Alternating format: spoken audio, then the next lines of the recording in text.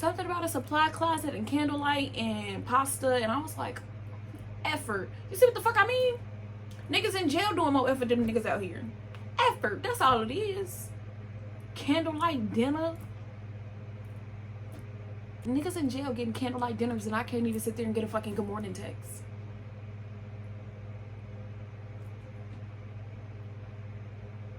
What has my life come to?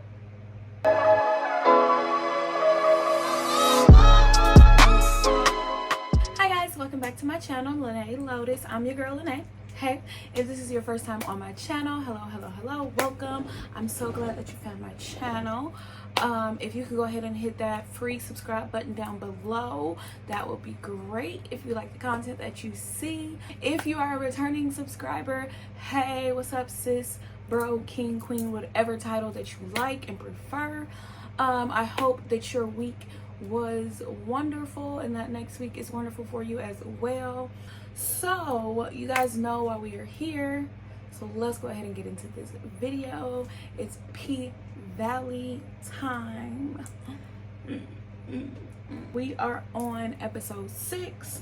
The name of the episode is Savage, because I'm savage and it's too bad. So episode 6, we start off with Big Bone and Diamond getting it in. Hey, putting in that good work. It was nice. Episode starts off with Diamond and Big Bone getting it in, and it was kind of weird because while he's fucking Big Bone, he's having fantasies of Keyshawn. Like, he's putting Keyshawn's face on this girl's face, and so he keeps closing his eyes because it's fucking with him, obviously. I'm sure we've all been there, assuming that I'm speaking to adults, which I should be because this is not kid-friendly content. But we've all been there where you was fucking somebody and you really wanted it to be somebody else. It happens. It's okay. We understand. So they finish doing what they doing and she goes and gets a glass of water. They're talking or whatever. She goes and gets a glass of water, and while she goes to go get the water, she sees his altar set up, and you know, on his altar it was Montavious' ring, and she asks about it. Well, really she was about to go mess with some shit, but he stopped her, talking about, you want some titties growing out your back or some shit like that, and she was like, nah, but what is that? And he was like, protection. We all need a little saving every now and then. And then she asks about him saving a hoe that wasn't ready to be saved because his eyes be telling, well, she asks, is that why he don't work for security at the Pink no more? Because he tried to save a hoe that wasn't ready to be saved. He said, who told you that? She said, them eyes, they be closed whenever you fucking me, and I want them big chestnut brown eyes wide open. That's what she said. Not me, not my words, her. She said that. So that was that. We all knew the Diamond and Big Bone was gonna fuck when she threw the helmet at her and he hopped on a motorcycle. Like, we knew it was inevitable because she's saying, here's a package, would you like it? Do you want my package? No? Yes? Thank you. So last time we left Keyshawn, which was last episode. The whole episode was about her, specifically her past. But in present day, the last thing that we know was that No Good Baby Daddy was beating on her, and he was finna sit there and iron her face. So she still got some bruises. I think she got a black eye, something on her chin, and a busted lip. So No Good Baby Daddy is going to, I don't know if that's his old, somebody he know, to help them with something in their backyard, they pool or something like that. So he gonna be gone most of the day. So he leaves. It wasn't petty, it was done for a reason. It was the narcissist in him, because it's giving very much narcissist in this situation. And he gonna ask her before he left, do you want to come? And she's like, no, I can't. And like gestures at the fact that she got all these bruises and stuff. He smiles, or not like a full smile. He smirks. There we go. He smirks, shakes his head, turns around, and walks out. And I was like, that was done on purpose, because you knew good and damn well that I really can't go out the house because you done fucked me up. So that kind of irritated me at the beginning of this, but that's also because I already don't like him. So anything that he does is going to piss me off. So he's leaving, and I guess Keshonda decided she's done. Like, after that situation, baby better be done, because she pissing me off too. But she has planned this whole thing to get away. So she's getting the kids ready. She packing up some shit. She go to this vent on the wall, opens up the vent, and pulls out Haley's gun from when she was a stripper in the club. So I guess she kept the gun after she didn't shoot Diamond. So that situation is what the fuck it is.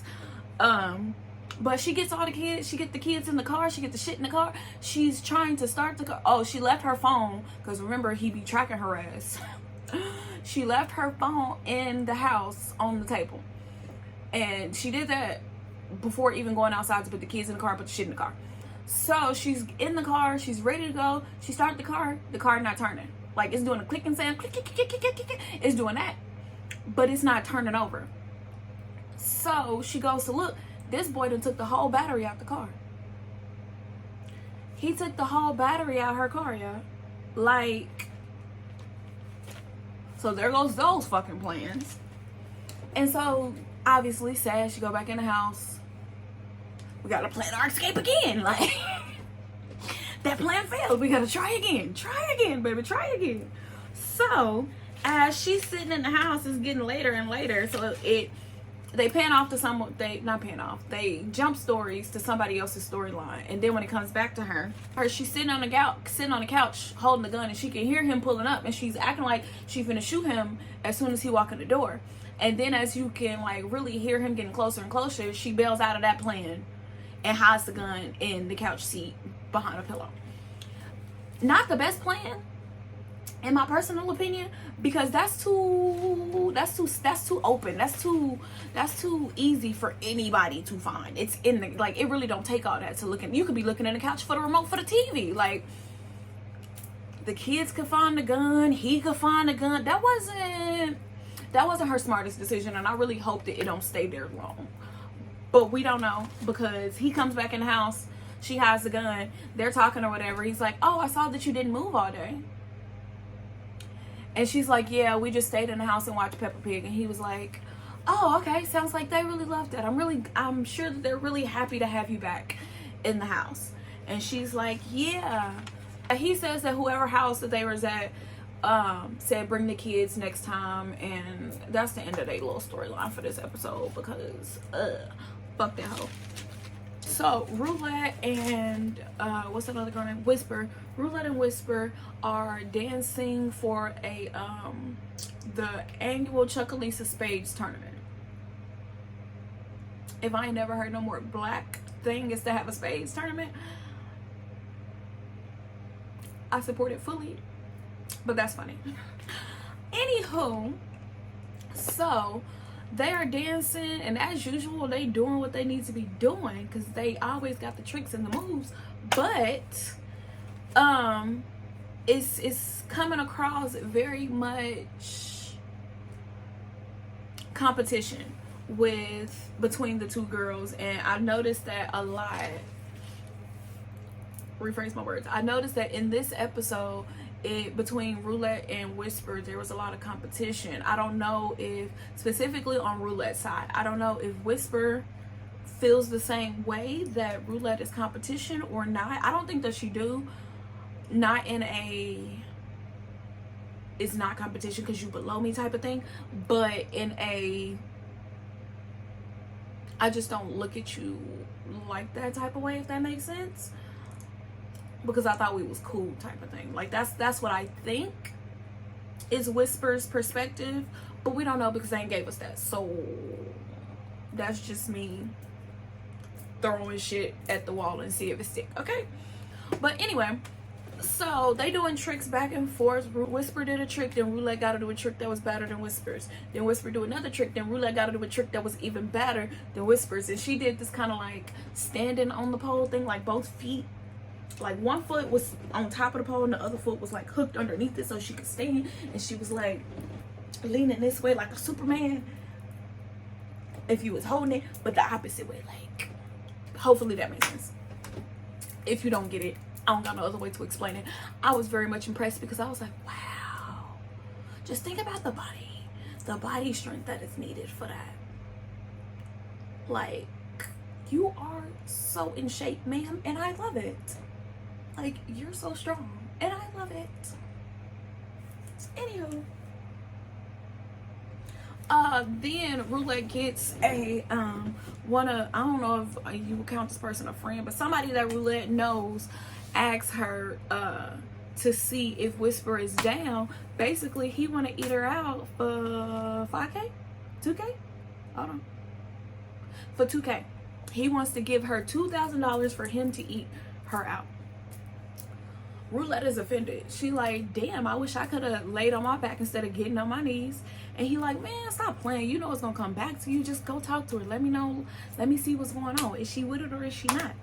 So she go, I'm assuming she went to go talk to the girl because they just flipped the scene. Boop, boop. Different scenario, different situation. And all we see is Whisper dancing with the dude. So I'm assuming that she was down with it, but we don't really know. But basically, the energy from that scene was very much light skin, dark skin situation. He called her foreign because you can't really, not ambiguous, like you can tell that she's a female, but you can't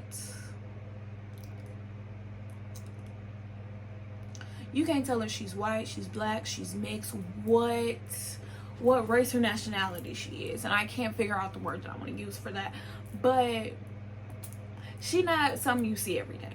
Let's say that. I hope that's not offensive. Anyway, but yeah, the whole thing was giving very much like light skin versus dark skin type of thing. So later, Roulette is outside, she's smoking, and Duffy comes and finds her. They're talking or whatever. She's talking shit, talking about, oh, you're obsessed with me. What she say? Hold on. She's like, are you following me? Like, are you stalking me? You obsessed with me? Like, yeah. She's like, it's because I'm just so fun. He was like, yeah, most definitely. And then she's like, okay, all right now with the bullshit. Like, stop playing, nigga. And he's like, no, I'm dead ass. And she's like, I fuck with you. And he like, I fuck with you too. And she like, but I'm a hoe though. And he's like, well shit, I'm a hoe too. And then they kiss. And I was like,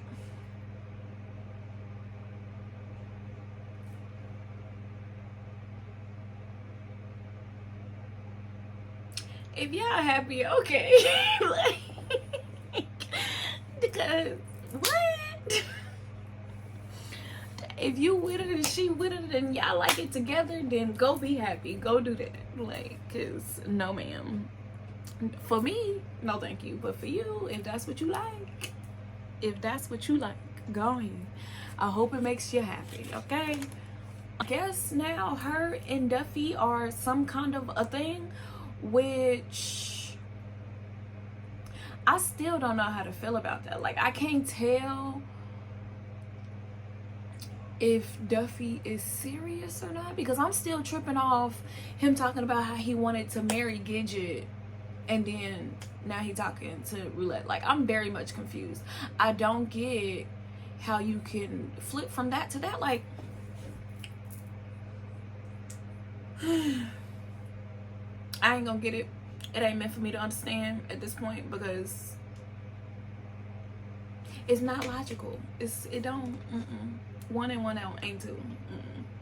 So Haley is at this event. The event turns out to be some type of like mayoral campaign. That sounds like a word I just made up. Is that a real word? Mayoral? I feel like I just made that up. So I don't know what some type of campaign event. Okay. His mayor campaign event. That's what we're gonna call it. I don't know if it's like he's coming out to like, yay, hey, I'm running for mayor. Just to let you know. But it's a black tie event, so she gotta get dressed up real nice. She got on this real cute red dress, very sexy, as we know, because that's Babe's flow. Like, that's what she likes. She likes sex. So when she gets there, Andre is making his big speech. He's talking. He finishes his speech. It's kind of like scattered clapping. Like, yeah, we feeling you, but I'm probably not going to vote for you. Like, I heard what you said, but I'm probably not going to vote for you. So Haley poses a question. She asks, what makes you think prosperity for all is possible? And Andre answers her question, and his answer is very heartwarming. It's very heartwarming. It's very heartfelt. Like, it was a very personal story talking about his childhood, of how he's from Chucalissa, and how what's the dude's name? Tadell, his goddaddy, helped him and was the reason for him to be able to go to college and do all these great things and come back and be able to re-give to the community. And that's what he wants to do, because he feels like that opportunity should be possible for all of the boys and girls in Chucalissa to be able to come up out of this situation and go and do and be great things. Okay. Which everybody felt that. His applause was way better. Now everybody's like, okay, I might listen to you. You have a possibility of getting my vote now. Your chances have increased because I understand who you are. It's a bit more personal now. So when she did that, obviously, because it was not something that was pre-planned and there was a possibility for it to go left and be wrong, Kyle and Andre felt some type of way. Also, she wasn't invited to this event, and she showed up and used Andre's soon-to-be ex-wife, because I'm assuming they're gonna get a divorce, and used her name as how she got into the party, which is kind of messed up, but heck, she got in there and she did what needed to be done. She helped him, even though he may not have realized it in that moment. She helped him, but they get an attitude. Kyle escorts her out of the event. She's outside smoking, and during this time, some older white lady is walking into the event. Her name is George. Well, she says, call me Georgie. Georgie, what's her last name? Hold on, gotta find it. It's on here. Batson. She's connected to the Promised Land in some way, shape, or form. I don't fully understand, but we find out that she's running Promised Land now. So, Haley walks the Miss Georgie lady to the cigar room where Andre, Kyle, Bill, who is another person from Promised Land, are all in there discussing whatever the fuck it was that they was discussing before they walked in. Haley reveals to mostly Miss Georgie that she is now the owner of the Pink, and that Bill was trying to underbid her. She didn't like that. She want what the Pink is worth. You know, say it with me, $10 million. The Georgie lady says that they will talk soon. She'll give her a better offer. And then Kyle asks, what about the sponsorship for Andre? She says she don't give no fucks about who is mayor of this town, as long as they don't interfere with her making this casino happen. Okay, she don't give no fucks. After the event, Andre's walking into the house. He's on the phone with Kyle. Kyle tells him that the Georgie lady is going to endorse him. And Kyle is just talking shit about Haley and how she thinks she running shit and who the fuck is she and da da da da da da da. And he says something about her being dumb, and Haley speaks up because she's been sitting in the corner of Andre's house waiting for him to come home. Red flag. But sitting in the house in some chair in the corner in the dark, red flag, waiting for him to get home. It says something about, I thought my head game was pretty good actually. Andre gets off the phone, obviously. They're talking. Hold on. Whatever. Well, really, Andre's very much upset because he feels like what Haley did was, he feels like Haley was trying to fuck up, or Haley could have fucked up some shit for him, and this is real life for him, and that she's not being very considerate in her actions, and she's only doing things for herself. She don't give a damn what happens to other people, for real, as long as she come out on top. That's basically what he's saying. And he kicks her out, and then as she's walking to the door, he tells her, I let you win at the auction. And she's like, oh, okay, well, you got the power. He was like, back and forth, blah, blah, blah, blah, blah. And she's like, okay, well, you got the power. So what you gonna do? And he like, what? He's taken aback. And she's like, what do you want, sir?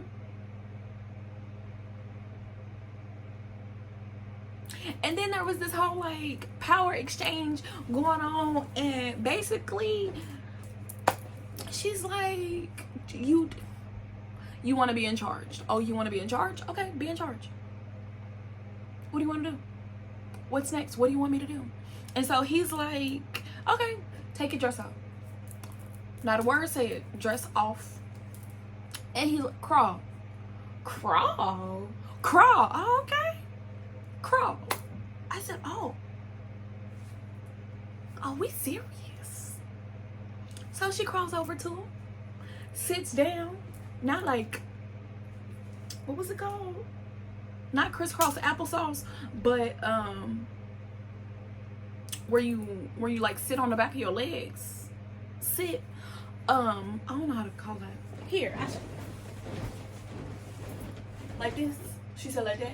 See, legs. Sit like that. She was like, okay, now what? And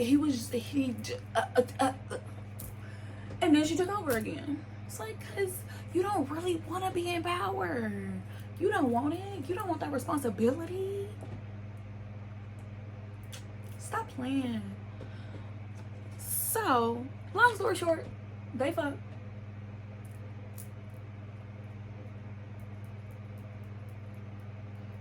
That's all I got, because just the exchange of, okay, do it.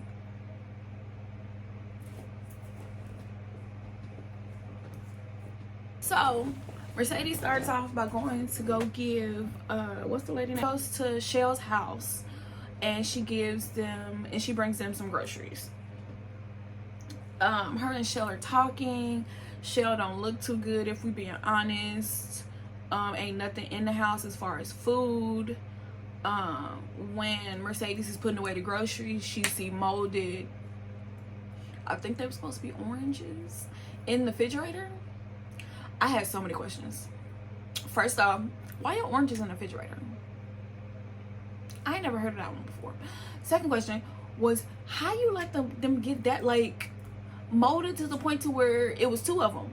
One, you had no clue what the fuck it was, but you assumed that it was what the other one was because you could kind of see that it was an orange, because like one part wasn't mold. But come on now. So she threw away the oranges, and when she's throwing away the oranges, she see hella wine bottles. She asks how long it take to drink all that, and Shell basically ignored that question, saying, I'm good. All I need is a job, and not no stripper hoe job. I want a real job. Mercedes say something to the fact in their conversation of, well, let me take Terica off your hands for a little bit until you get yourself together. Shell says, you're not getting custody. Mercedes say something about, I'm not trying to, I'm just trying to help, blah, blah, blah, blah. Nothing I do is gonna be good enough, blah, blah, blah, blah. She tells Shell, basically, nothing that I do is ever gonna be good enough for you. And Shell says, there's a difference between being a mother and being a parent.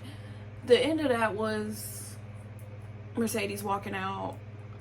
As she's walking out, she's calling Terica, trying to figure out where she at. Terica don't answer. She get a phone call from Coach. Coach basically talking about his wife keeps talking about her. They want to do a threesome.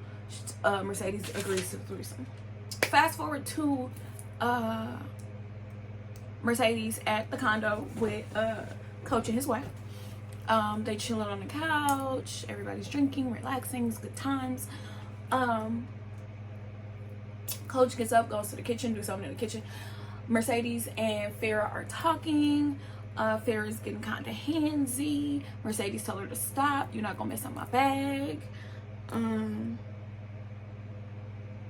Long story short, well, in the midst of them doing what adults do, I guess Farrah gets a little too focused on Mercedes for Coach's liking, and he pretty much get offended and just stop participating. He basically claims that Farrah's been cheating with Mercedes, cheating on him with Mercedes. And basically Coach and Farrah get into this real serious argument of basically Farrah saying that he don't know her, he been so focused on himself and achieving all the stuff that he wants to achieve that he don't know nothing about her. He don't know what her dreams are, he don't know nothing. What else? And she's like, what about her? What about her dreams? And then Mercedes decides to add in her amen and say, yeah, what about her dreams? I feel like you should stay out of this one, sis. This ain't about you. Don't do that. Let them have their little discussion. This ain't got nothing to do with you. Nothing to do with you. Let them talk, do what they need to do, figure that shit the fuck out. That's between them. Stay out of it. But she didn't. She added in her 2-piece. Coach kicked her ass out. Said her sponsorship is expired. He ain't finna give her the rest of the money. Farrah's like, no, you don't break a deal, you shouldn't do that. Fell on deaf ears. He wasn't hearing none of that shit. Mercedes looking at her like, help me. Farrah hands her shoes. It's like, I'm sorry. And Mercedes stumps out barefoot with a robe on, grab her little suitcase. You done fucked up the bag, babes. You done fucked up the bag. So we fast forward to Mercedes sitting at home. Obviously she's sad because she done fucked up the bag. She's sitting at the table. She done took her lashes off. She done snatched the wig off. Baby's tired. She's drinking. She's been smoking. She contemplating life. How the fuck she's gonna make these? She gotta make this math. These bills gotta get paid. As she's in her deep contemplation, she hear a knock at the door. It's Terica. She's crying. What's wrong? What's wrong, babe? How can I help? How can I help? Terica hands her a positive pregnancy test, bitch. You pregnant? You didn't learn from your mama? What is you doing? What is you doing? And it's gonna be so fucked up because everybody's gonna blame Terica being pregnant on Mercedes. It's like, well, look at her mama. Well, that is what her mama did. But who raised her? And throw it in her face every single time that she raised her.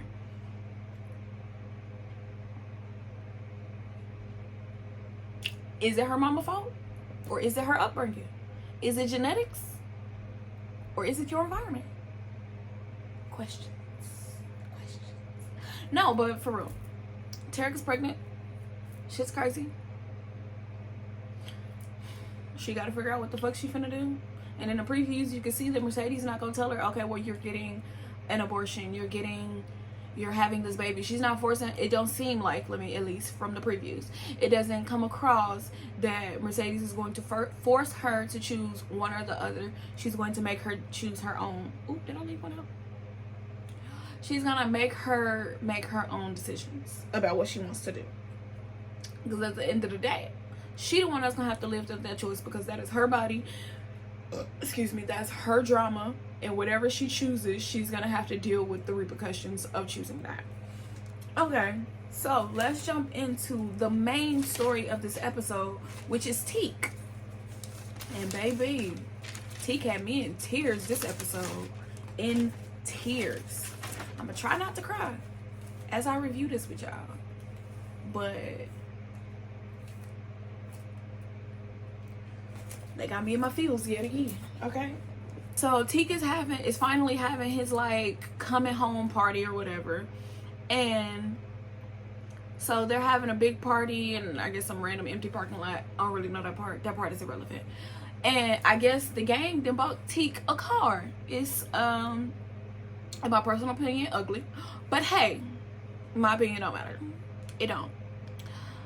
The car is in their gang colors and it's like camouflaged, like the little blotches in camouflage, but in their gang colors, which is red and green and black. It's giving Christmas and I don't like it. I'm sorry. I said it. It is what it is. Be mad at me. It's okay. Fast forward to, I don't know if it's the next day, a different day. I don't really know. But the next scene, that was the first scene that we got with Teak. Fast forward.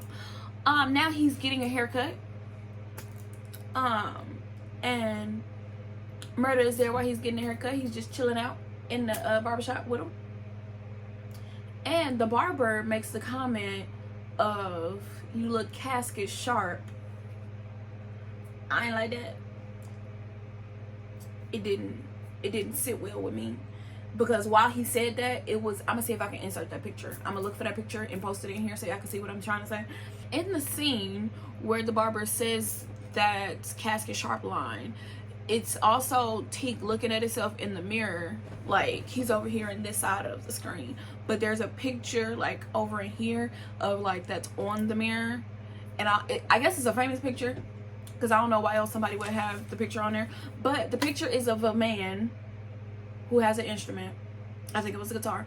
And the shadow of that man, the shadow is in the shape of a demon or the devil because it has horns, okay?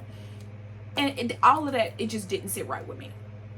Because I was like, casket, demon, devil, death. Lil Murda gets a phone call. He takes his phone call outside while this is happening. While this is happening, Lil Murda is outside on the phone with Keyshawn.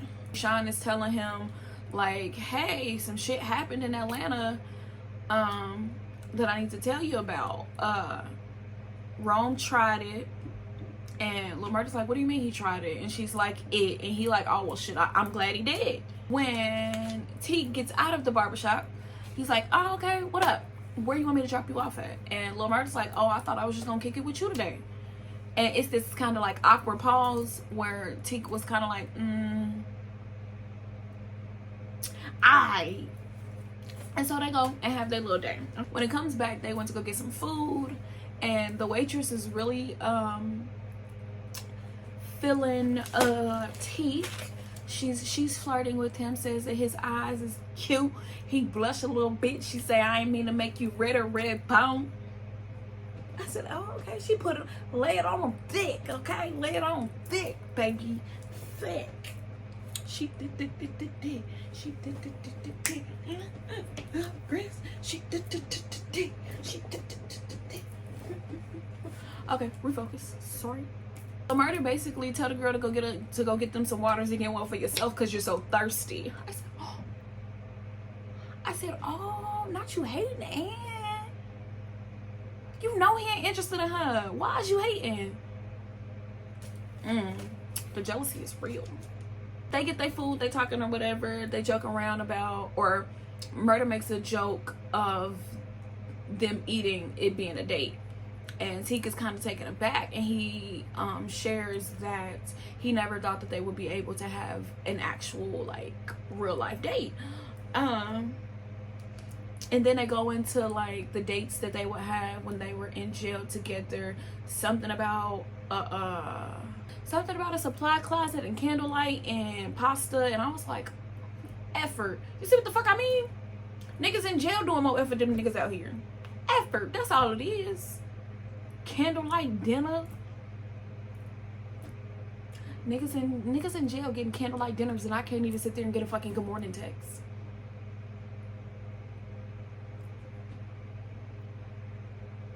What has my life come to? And then it comes to the part where Teak kind of asks about Uncle Clifford, and he asks him, what is he like? And Murda corrects him and says she. Teak is taken aback because he's like, oh. And Murda tells him no, he prefers to be called she. And Teak is like, what? And he like, I don't know, nigga, I just accept.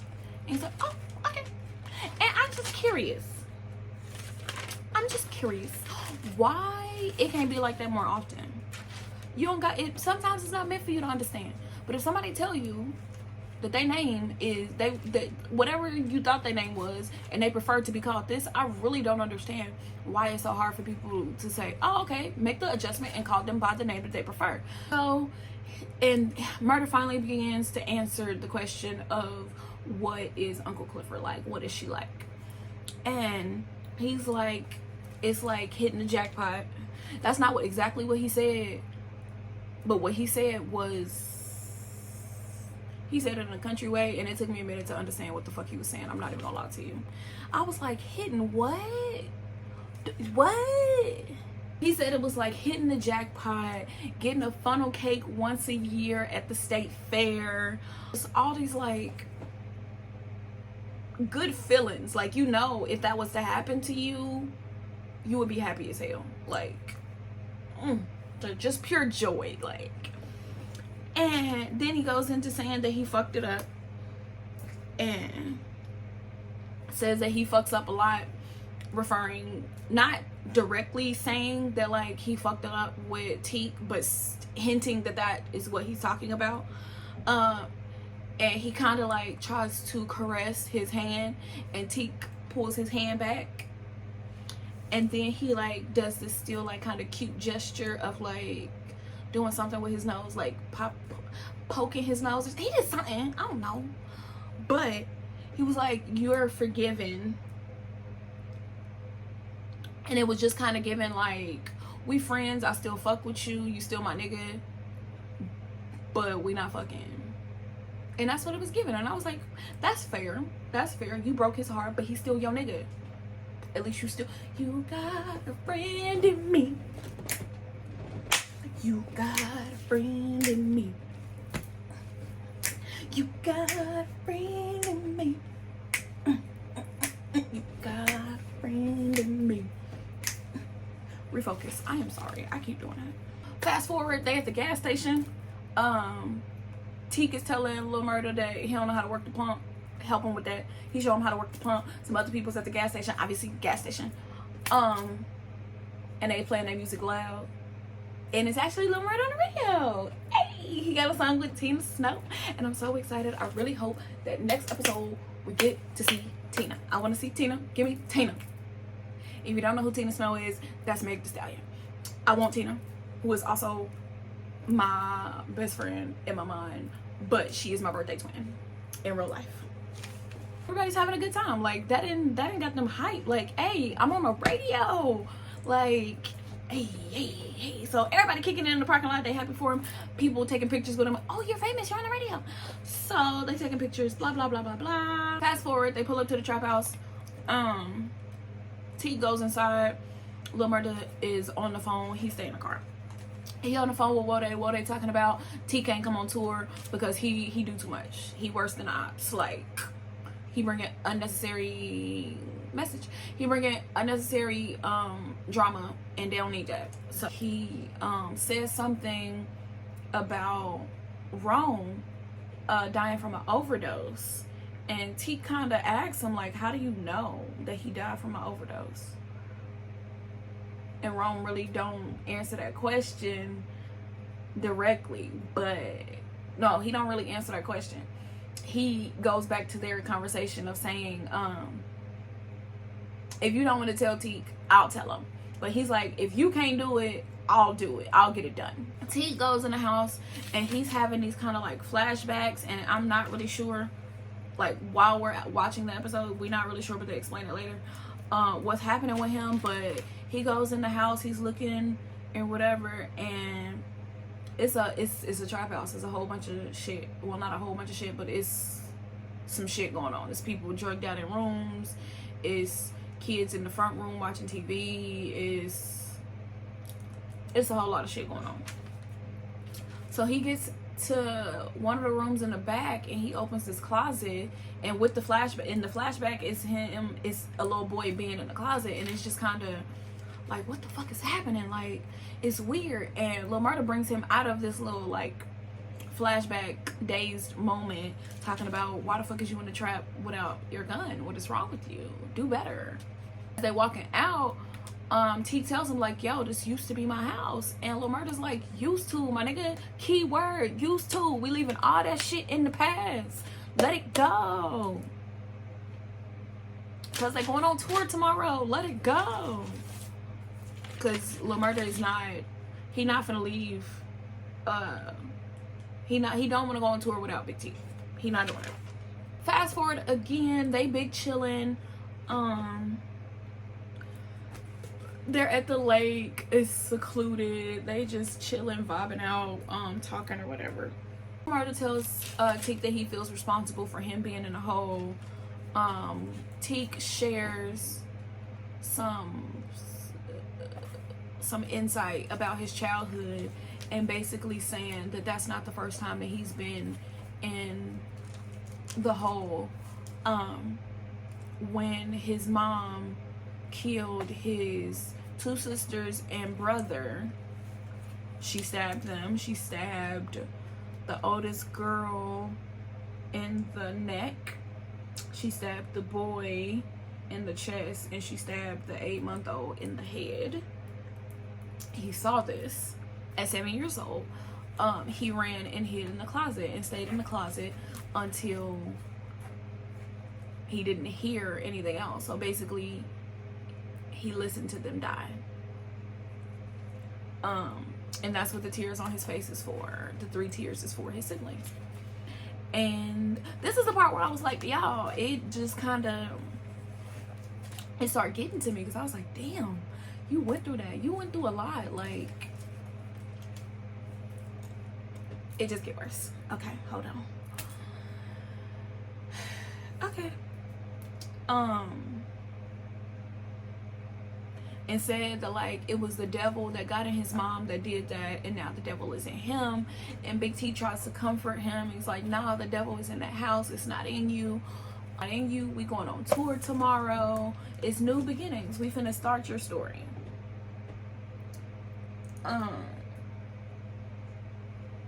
And Teak is like, nah, you going on tour tomorrow. I got tonight. I'ma have tonight.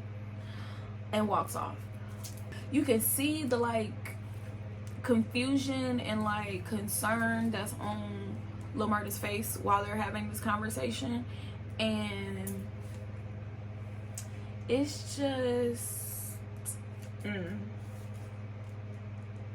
So they get in the car, and Teak is like, hey, okay, where you want me to drop you off at? And Lil Murda like, nah, I ain't going nowhere. I'm finna stay here with you, because I don't know what you on right now. Basically, like, I can see that you finna let your thoughts take over you, and you finna be in a space that I wouldn't want you to be in. So I'm gonna stay here with you. They get into an argument because Teak want him to leave, and Lil Murda's like, no. Eventually, Teak pulls out the gun, puts it to her head, and told him to get the fuck out the car. And naturally, Lil Murda is just is taken aback. He's in shock. Like, really? Like, he's going from the dark to the light. He can't see the light no more. He's tired. All of this other stuff. And Lil Murda's like, you can sleep when you dead. Not the best choice of words in my personal opinion. Like, I wouldn't have said that part. But okay, you can sleep when you dead. We got money to make. We got houses to buy. We got dreams to make happen. Like, what do you mean? I can see it for you. Like, I can see the light for you. And Tika's like, no, my light is gone. And then they still going back and forth. Big Teak is like HVH for life. And Lil Murda you say what you're supposed to say when you respond to that. I mean, you say what you're supposed to say in response to that for life. And then they change the view of the camera, and now we're outside of the car, and you see the flash, and you hear the gunshot, and then it's just real quiet. And then Lil Murda stumbled out the car. He's breathing heavy. There's blood on his clothes. He falls to the ground. He's in shock, obviously. And fast forward again. Lil Murda is at Uncle Clifford's house. He knocking on the door, ring the doorbell, whatever. Grandmother Ernestine comes to the door. Obviously Lil Murda is very emotional. He tries to get the words out of, is Cliff here? It don't really. Cliff is shortly behind because he heard the door. And Lil Murda's like, I'm not okay. And he's crying. And it's very emotional. And that was the end of the episode. I have some more stuff that I'm adding, but it was a very emotional like last 10-15 minutes of the episode, and bawling. Like, I had to watch it twice. I had to take a break. Like, I watched it the first time because I was too excited to wait to watch it when I got home where I could take my notes. so I had to watch it again while I took notes. But I had to take a break before that scene because I knew the first time I was so emotional because I'm an emotional person. It was a lot. Like, this episode really had me in my feels because I was like, I feel so bad that he felt like that was his only option. That's just a really, really dark place to be in, and I just felt really sad for him. Like, it was. Before I forget, there is a possibility for Grandmother Ernestine to have COVID because of Toy. The one I was always complaining about. Is it my allergies? Oh, the one that coughed in or sneezed in the health department lady's face. Same person. So, y'all, this episode,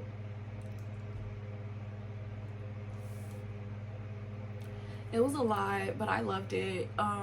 Unfortunately, we have to wait 2 weeks for the next episode, and I'm kind of very much I'm very much upset about that. Like, I'm happy, but I'm upset. I'm happy because, okay, I get a break so I can catch up, because I've been trying to do 2 episodes a week to catch up so I could be on pace, and now I get a little bit of a breather. Okay, take a little break, especially not to mention I'll be moving that week. Anyways, guys, that was the episode.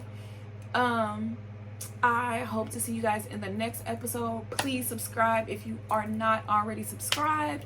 Go ahead and hit that post notification bell right next to it, so that you are notified each and every time I upload a video. Anything else? Love you guys so much. Okay, bye.